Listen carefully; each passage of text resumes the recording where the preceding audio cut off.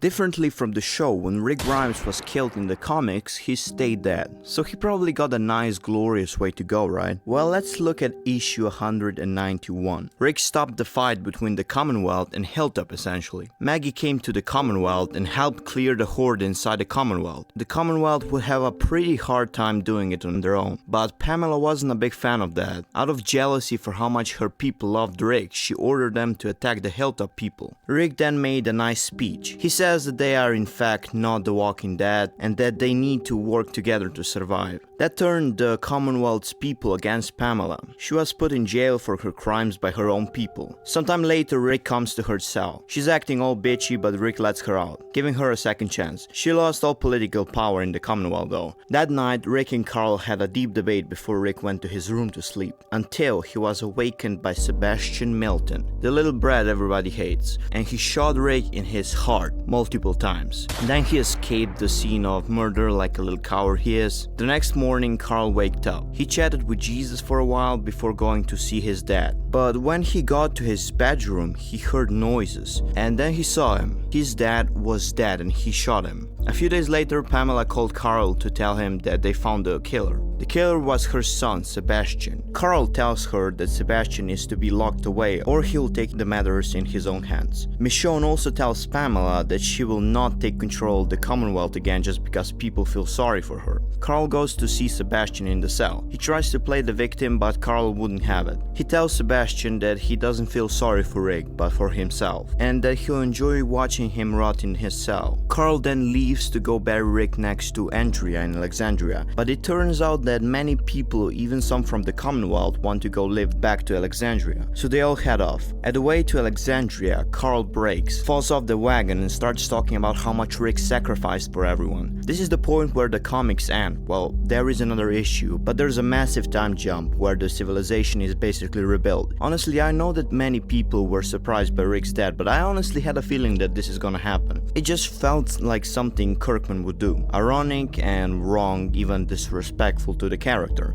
Now, is this better than what we got in the show? Honestly, yes. It's sort of poetic in a sense. Rick survived so much, lived through so much, and then he gets killed by Sebastian. In a sense, it's really cool. I think that Rick blowing up the bridge is iconic, but I mean, he did survive. If he died there, that would be much more impactful, I think. In any case, I think that that's an awesome scene. In a sense, it shows that just because they're species, it doesn't mean that they made it. They can still kill each other. In a sense, it's a nice end for the character, dying at hands of a disrespectful brat. It shows the ignorance of the average people, although Rick always just wanted to do good. And that is what Kirkman knew how to do, that shows now are struggling. He knew how to kill off a character in a brutal The Walking Dead style. So where did we lose this? When did The Walking Dead stop killing off main characters? Well, it's very simple actually. The Walking Dead stopped killing off main characters when they ran out of good characters to kill off. Kirkman could afford to kill off Glenn, Abraham, Ezekiel, Rosita, Rick, and so many other characters because of another thing he did really well. He kept writing engaging new characters. Characters like Ezekiel, Mercil, Magna, Princess were introduced so late in the comics but are so iconic. Tell me one character people actually care about from the new spin-offs. No one. And it's not like it can't be done. The truth is, 6 episodes is not enough to start caring for the character. Did anyone felt kind of bad for Pearl Thorne in the end of The Ones Who Live? I kind of did, but I felt like, yeah, we aren't quite there yet, sorry. I understand that AMC wants to keep pushing new things, new ideas, new concepts, but imagine if they sat down and made something actually amazing again. A 16 episode long season of Daryl Dixon. Sure, you could say I'm naive for thinking people care enough to watch something like that, but you can't make these ambitious attempts at world building without taking the time to do it. That is why The Walking Dead cannot make anything super good anymore. If you are a The Walking Dead fan and watched all the spin-offs, let me ask you something. Do you actually hear about The Walking Dead nowadays outside the trenches? I don't think so.